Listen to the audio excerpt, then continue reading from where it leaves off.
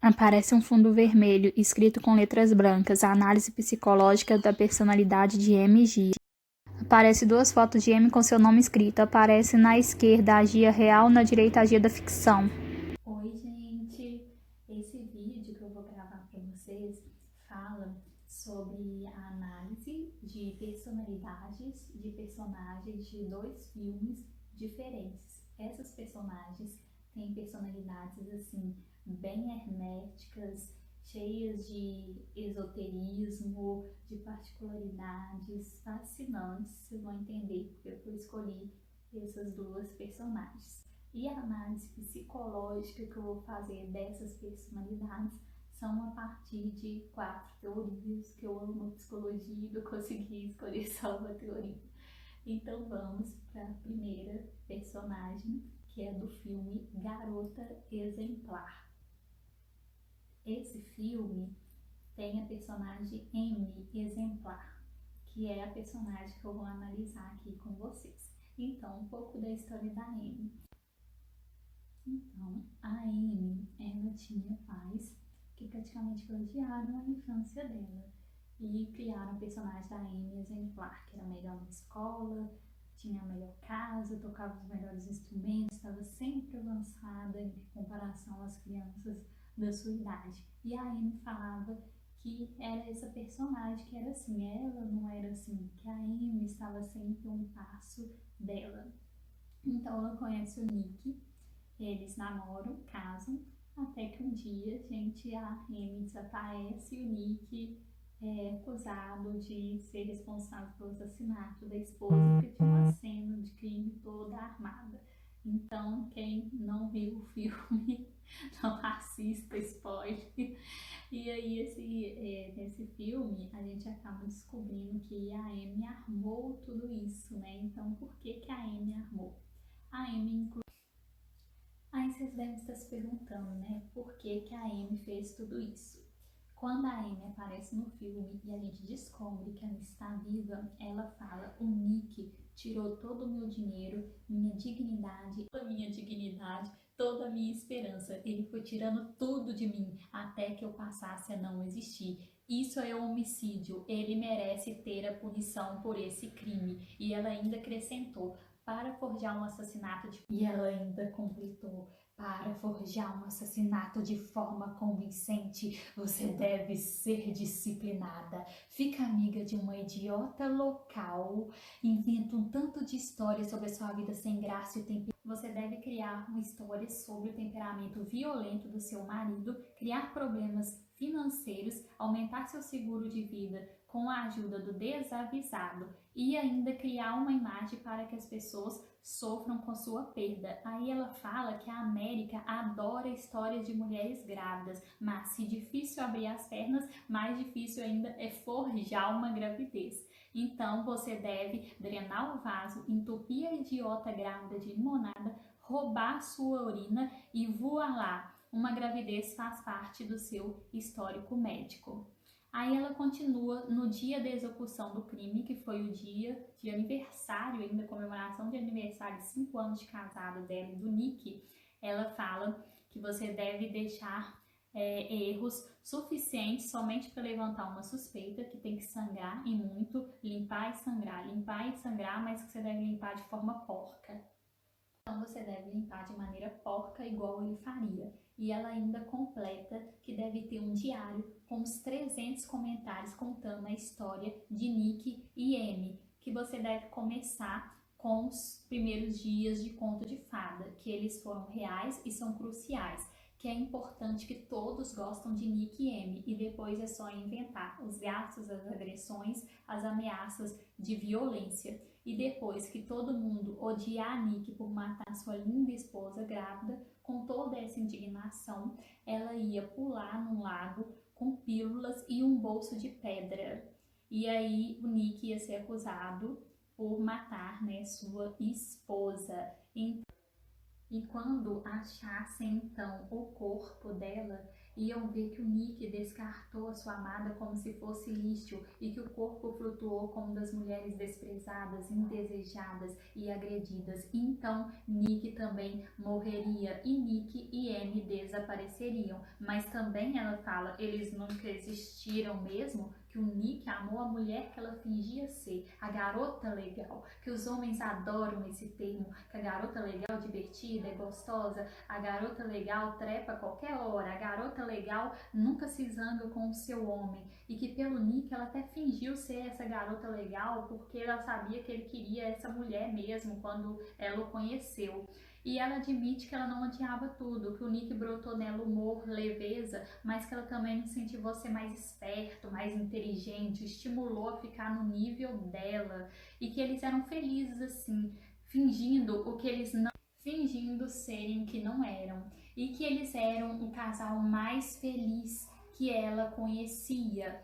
E que se eles não fossem mais o mais feliz de todos, qual o sentido em permanecer junto? Que o Nick começou então a ficar preguiçoso, arrastou ela para uma cidade sem nenhum tostão, começou a atrair ela e trocá-la por uma nova garota legal, mais jovem, mais gostosa, então que ela não ia deixar um homem destruí-la e sair feliz. E aí a gente vê nesse relato, e num outro relato então também da Amy, que acusa um antigo namorado de estupro, e que esse namorado chega num acordo com ela para ela acusá-lo de somente assédio sexual para ele não pegar prisão. E a gente vê nesse relacionamento também que esse namorado falava que a Amy era muito controladora e começou a não querer mais ficar com a Amy. E aí a Amy, sabendo disso, arma um pedido de sexo violento, então acusa ele de estupro e depois um acordo de assédio sexual. Depois também, quando a Amy descobriu que o Nick, em um programa de televisão, falou que a ama e pede para ela voltar para casa, aí ela resolve matar um homem que a acolheu dentro de casa, um antigo namorado dela, e então, né, gente, é claro que o Nick falou isso tudo também, só porque ele já tinha descoberto que a Amy armou aquilo tudo para que ele fosse condenado. Mas ela volta para ele mesmo assim. E aí a gente pode ver, então, na Amy, segundo a análise psicológica de Gordon Allport, um traço cardinal bem presente, que é esse traço dela de intensidade emocional, indo dos extremos, amor e ódio, bem contundentes, alcançando um objetivo custe o que custar. E como um traço central, que não é tão determinístico assim, a gente poderia colocar, né, a inteligência dela, a capacidade dela de sedução, a beleza, e traços secundários através do interesse dela pela leitura, que foi cativado, o interesse dela pelo estudo, através daquelas exigências familiares. Também podemos analisar ainda nessa teoria do Gordon Allport a autonomia e atividade funcional dos motivos. Para a maioria dos teóricos, o ser humano visa a homeostase, a redução do estresse. Para esse autor, não. O estresse é fundamental para motivar o desejo, as aventuras, o processo de transformações e aprendizagens humanas, que as patologias se dariam exatamente na tentativa de redução desse estresse. Nós podemos ver isso na nossa Amy exemplar, que não aceita as frustrações, as adversidades, as vicissitudes, e ela tenta o tempo todo deslocar todo esse estresse para o seu foco de amor e ódio dessas relações interpessoais, não sabendo lidar com esse estresse, visando reduzi-lo através dessa agressividade para com o outro. Também podemos seguir agora a abordagem humanista, que era outra abordagem que eu queria falar com vocês, de Carl Rogers, que fala sobre a importância, o Carl Rogers, ele vai falar sobre a importância da criança crescer livre em um ambiente que permita ela se autorrealizar e que esteja em congruência, ou se ela irá se tornar defensiva e operar um estado de incongruência. O que é essa congruência e incongruência? O Carl Rogers vai trabalhar com conceitos de self-ideal, que são todas as expectativas, idealizações, sonhos, desejos daquela criança, que são também influenciados pelo ambiente, e ao self real são as experiências dela realizadas no dia a dia, o que ela faz no dia a dia. E a Amy cresceu em um ambiente que colocava muita expectativa nela, muitas idealizações que não condiziam com a sua vivência da realidade, trazendo baixa autoestima e criando um self rígido, não aberto às mudanças, às experiências, ao crescimento emocional. A outra teoria é a teoria da análise do comportamento de Skinner e Pavlov. Então, como que eu analisei essa personagem dentro do condicionamento clássico operante? Através dos estímulos exatamente que deixavam ela ocupar esse lugar de toda poderosa, de magnânima, que poderia fazer tudo que bem entendesse, não corrigiam a filha, achava que a filha era o ideal perfeito de ser humano. E também através dos reforços positivos que a Amy teve, inclusive dessa plateia toda de fãs que idolatrava, venerava ela e achava ela incapaz de cometer qualquer delito, qualquer erro. Então, nós tivemos esse antecedente, esse estímulo discriminativo que ocasionou um ambiente estressor, no qual a Amy tinha que ser perfeita, cumprir todas as expectativas, mesmo não tendo, corroborando um tanto de fantasias acerca de um ser exemplar que não era condizente com a sua realidade fática. E agora eu quero falar para vocês também da explicação da teoria dos 5 fatores, que começou com os estudos de McDougall. Ele, na década de 30, ele queria analisar a linguagem da população, falando como que isso poderia influenciar na sua personalidade. Então, ele propôs um modelo de 5 fatores independentes que poderiam explicar a personalidade das populações. Depois, Fix, Burgata, Tupps e Cristal também resolveram continuar esses estudos. E lá na década de 90, assim, teve uma volta muito grande, assim, desses estudos dos 5 fatores da personalidade. Então, 5 fatores de personalidade, segundo essa teoria, são extroversão, neuroticismo, abertura à experiência, cordialidade, responsabilidade. E na Amy, a gente vê um alto nível de neuroticismo, que é composto por hostilidade, agressividade, uma hipersensibilidade aos estímulos externos, depressão, estresse, ansiedade, uma capacidade mínima da pessoa se adaptar às mudanças, às exigências do meio. Também vemos baixo nível de extroversão, já que a Amy era muito introvertida, isso fala no filme, ela era muito calada, gostava de ler, tinha poucos amigos, baixa cordialidade dessa questão de empatia, de altruísmo, de ajudar as pessoas, e uma pessoa extremamente responsável, criada num ambiente para ser a melhor, para levar as tarefas de cabo a rabo também. E a abertura à experiência da Amy, uma hora era totalmente nível alto, de querer se envolver no novo, em novos relacionamentos, em novas aventuras, e outra hora era um modelo bem engessado, bem rígido, de estar sempre nos mesmos lugares, com os mesmos relacionamentos, com as mesmas ideias, de maneira até obsessiva, controladora, doentia mesmo. Então, esses estados dela de abertura à experiência variavam de acordo com o humor dela, com o estado emocional.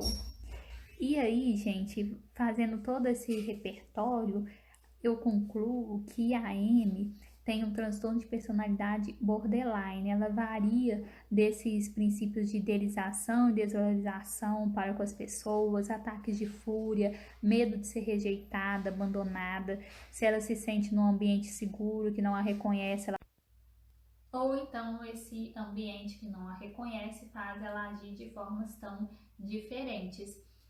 Nós também podemos ver a questão da compulsão, da impulsividade, ataques de fúria, autodestruição voltados em cenas, por exemplo, de quando ela fala da raiva dela do Nick, e aí ela começa a comprar um tanto de coisa no supermercado, demonstrando aí que é uma compulsão alimentar. E também essa questão dos sexos tão intensos nas relações com os parceiros pode demonstrar um abuso disso para completar um vazio existencial, um problema de autoimagem também bem típico do transtorno de personalidade borderline. Então, gente, agora eu quero falar para vocês de um filme, de um outro filme da personagem Gia, que é do filme Gia, Fama e Destruição.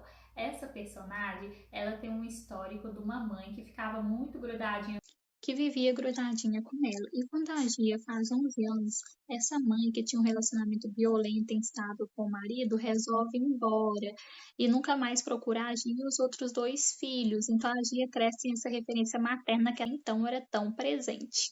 Aí a Gia, quando ela consegue o primeiro emprego dela como modelo, procura essa mãe.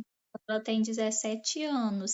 E ela que sempre liga para a mãe, vai na casa da mãe, ela que sempre procura essa mãe. E depois, quando ela se envolve com drogas também, essa mãe não propõe nenhuma ajuda assertiva, nenhuma intervenção. uma intervenção assim. Quem ajuda mesmo ela a ser internada numa clínica é um dos namorados que ela teve. Ela tinha cada hora um namorado diferente, depois ela começa um relacionamento mais estável com uma mulher. Mas essa questão do abuso das substâncias aí, das drogas, acabou interferindo no relacionamento com essa mulher. E também ela era muito ciumenta, muito possessiva, precisava de atenção constante. A Gia, ela é uma história real, essa Gia realmente existiu e ela é considerada pelos historiadores a primeira supermodelo que teve. Inclusive, ela até queria parar de ser modelo, mas a mãe insistiu para ganhar o dinheiro, esse lucro, porque ela não estava dando conta realmente da pressão da fama. Analisando a Gia, então, segundo a teoria de Cordell-Porte, nós podemos ver que a Gia também tem um traço cardinal que é de uma personalidade marcante. A Gia trouxe para o mundo da moda, além da beleza, que a modelo ela tem que ter atitude, ela tem que ser ousada, ela tem que ser original, ela tem que ser criativa. Então isso era muito conhecido na Gia. A Gia ela colocava vida. Então a Gia colocava vida nas fotos, nos desfiles. Ela assumia aquilo como se fosse um personagem. Aquilo era a vida dela, ela era aquele modelo, aquele figurino, aquela pose, aquele contexto que ela estava vivenciando e se entregava intensamente àquilo. Isso é um traço cardinal raro, né? Como a gente viu, nem todas as pessoas alcançam uma abissal referência de sua pessoa, mas ela conseguiu alcançar. Como traço central, agora, gente, como traço central, como a gente já viu, o traço central já é mais comum, todas as pessoas têm. São aquelas características mais frequentes no comportamento, pensamento e sentimento das pessoas.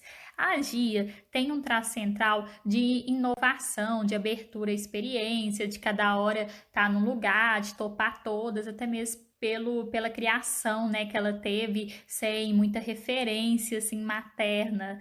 Então, isso seria um traço dela que corroborou para que ela alcançasse esse ápice da fama e depois despencasse também de uma vez.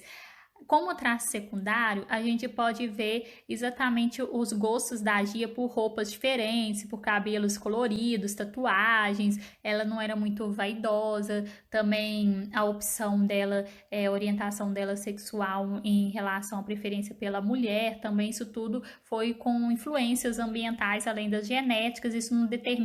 E assim, isso não determina muito quem ela é, não diz muito sobre ela, né? Por isso que é um traço secundário.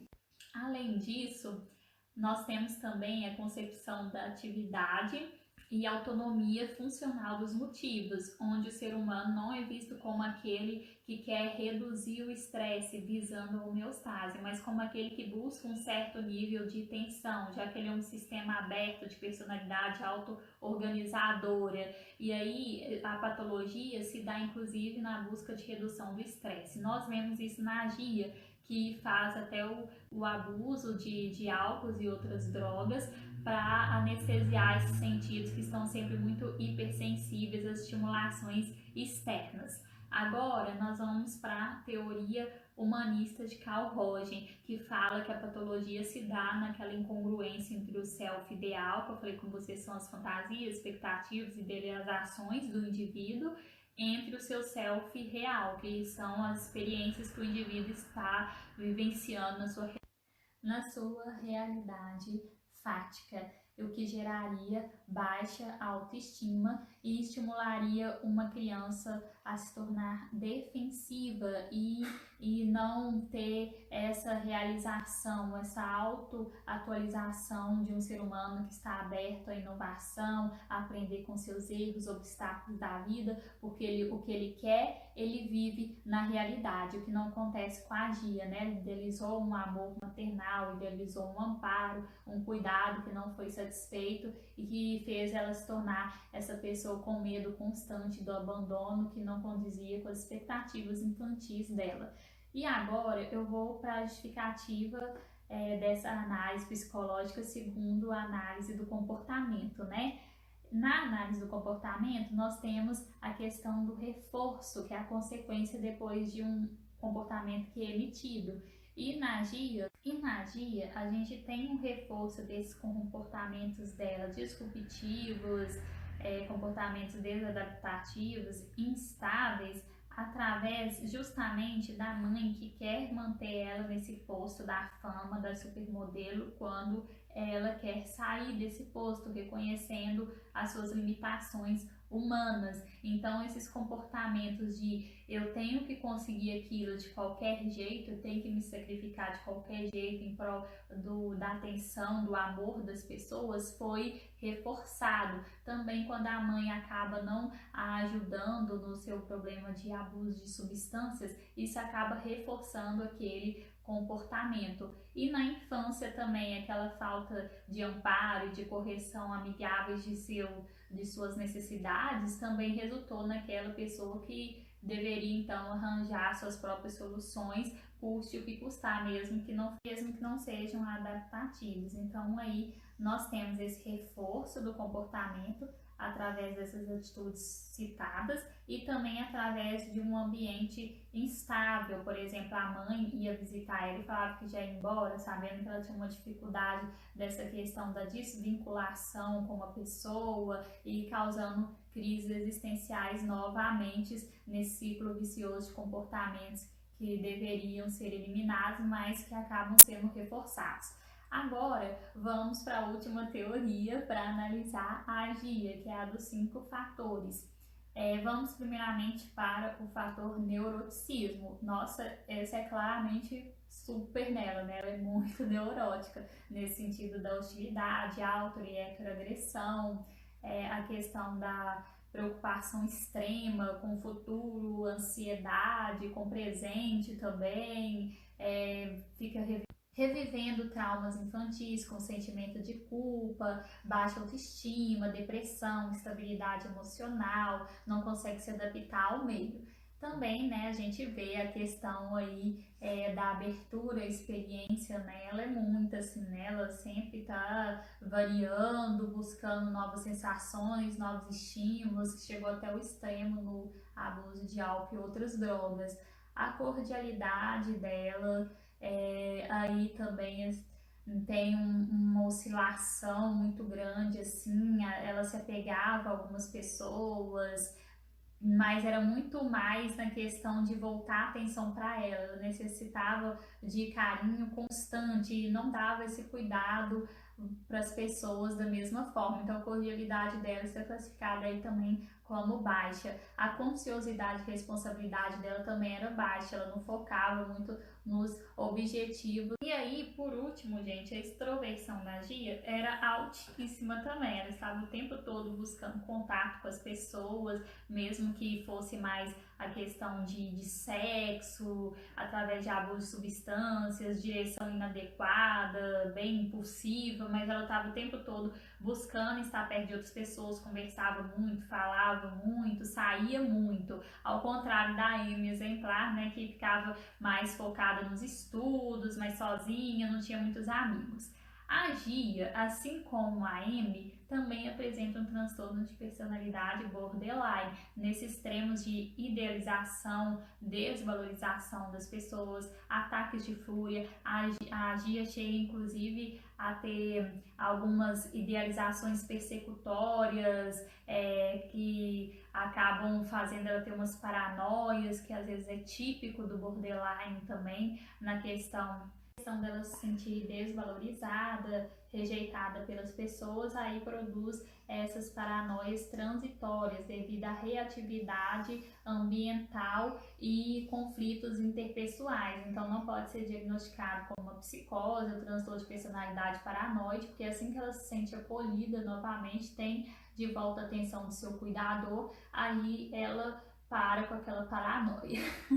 E ela também tem a questão dos ataques de fúria, problemas com autoimagem, e todas essas questões típicas aí do extremo de amor e ódio também, do borderline, que a Dora muda muito assim e reage com agressividade com a perda desse objeto de amor. Além disso, a gente vê também a autodestruição da Gia voltada para áreas de impulsividade, praticamente todas citadas no DSM-5, que são os gastos, o sexo, abuso de substâncias, direção inadequada. Então, a Gia é realmente aquela típica borderline. Bom, gente, eu espero que vocês tenham gostado do trabalho, entendido um pouco mais sobre o transtorno de personalidade borderline, gostado das análises e dos filmes. Disciplina Psicologia da Personalidade 2, curso Psicologia, aluna Jéssica Virginia Camilose, professor Daniel Marcos.